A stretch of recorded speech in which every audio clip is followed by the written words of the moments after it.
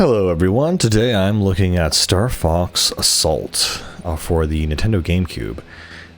Star Fox has had a weird history where it kind of had an initial kind of success, and then the 64 era where we really, kind of became famous, and it immediately pivoted to a, Star Fox Adventures as an action-adventure game, and finally we have the version in around 2004 where we kind of returned to the original Star Fox formula.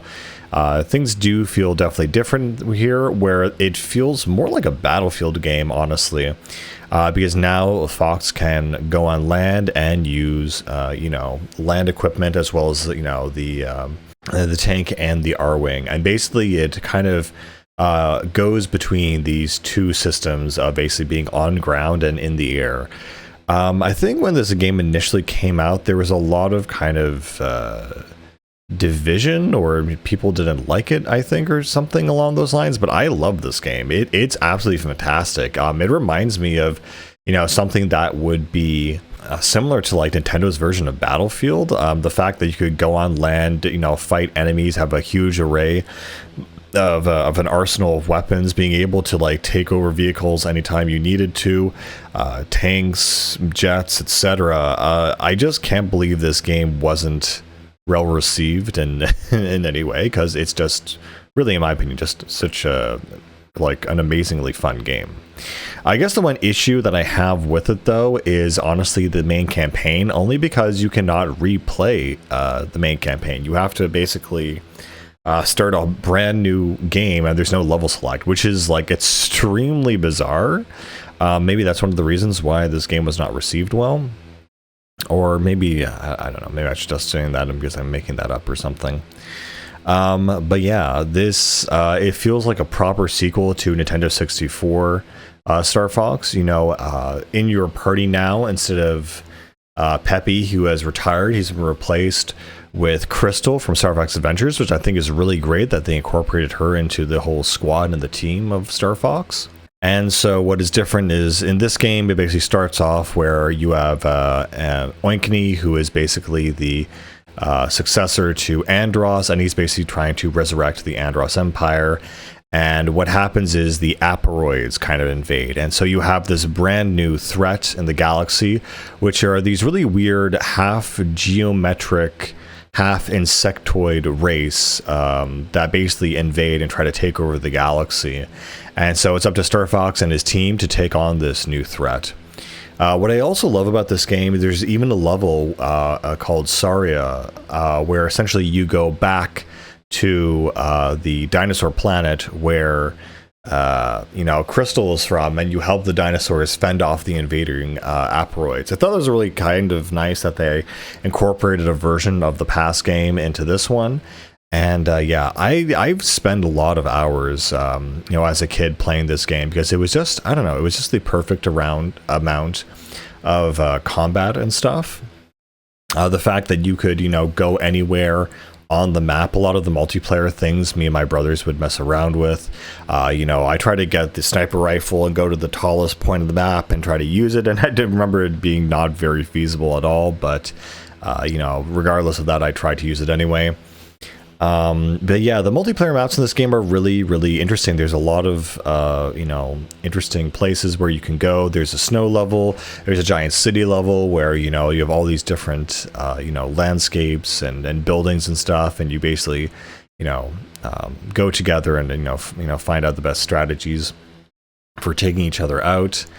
I know, I look back at this game extremely fondly. I think it's definitely, not as good as 64, but it's still very good. And it has a lot of interesting concepts that I just wish would come back. The fact that you have a fully functional battlefield, and yeah, when you would get hit, you'd have a bunch of invincibility frames and a cooldown kind of. But I don't know, the game was absolutely fantastic and great, at least in concept, and it's really a shame that Nintendo hasn't at least tried to innovate on this design. They've kind of just let it, rest, in the dust, but I would fully welcome a game like this. I mean, it's just a ton of fun. Again, I think a big thing is that because I never replayed this campaign because, well, you can only really play it once and you have to restart all your progress. I never saw the benefit in doing that. So I would love, again, like another game like this in the series. There's a very interesting segment in this game where essentially General Pepper is essentially being possessed, and he has this really cool mech or whatever, and he basically gets possessed by one of the Aperoid creatures essentially. And basically you have to help take out this mech. And there's even this cool scene where Wolf steps in and actually helps save Star Fox. And so Star Wolf in this game, while they are present and they are kind of a danger to Star Fox and his team, and Pigma's back and he's up to his own kinds of things, Star Wolf itself has transformed where they have this new character, Panther Caroso or something. And so, obviously Andrew is out of the picture, and so Star Wolf is now like a 3-person team, and Pigma now is kind of like a new crypto villain, where basically he's out doing his own thing and gathering his resources and trying to get his kind of cut in this new universe. Also, just have to mention, I love Star Fox's new theme, or rather Star Wolf's new theme, where it has kind of these guitars and acoustic guitars and everything. It sounds very romantic, I would say.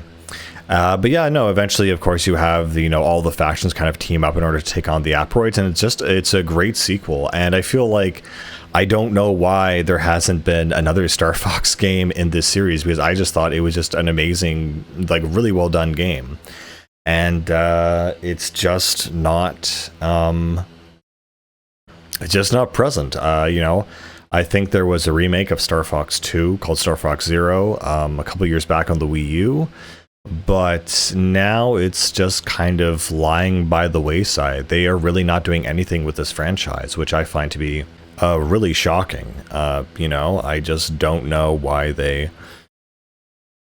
haven't picked it up. And I think this is the problem with a lot of Nintendo IP, that there's great ideas, but they're just not doing anything with it. And I don't have any explanation for why that is. Another really fun thing I love to do in this game is you could be flying your R-Wing or your jet, and you could exit the R-Wing and stand on it, or stand on the wings as it's flying, and you could actually fire your weapons from the R-Wing itself at other players, which I thought was so cool.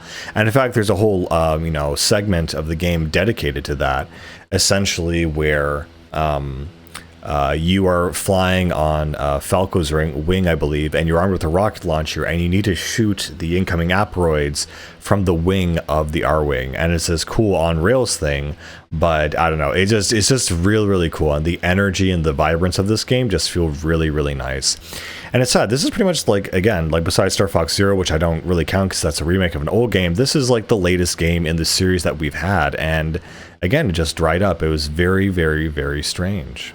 Anyway, I love this game. It's such a great, attitude, such a great story, fun multiplayer. I wish the single player was more accessible, but aside from that, everything else about this game is really, really great. Again, the characters, for the very short amount of time they're on screen, have a lot of, character, a lot of personality.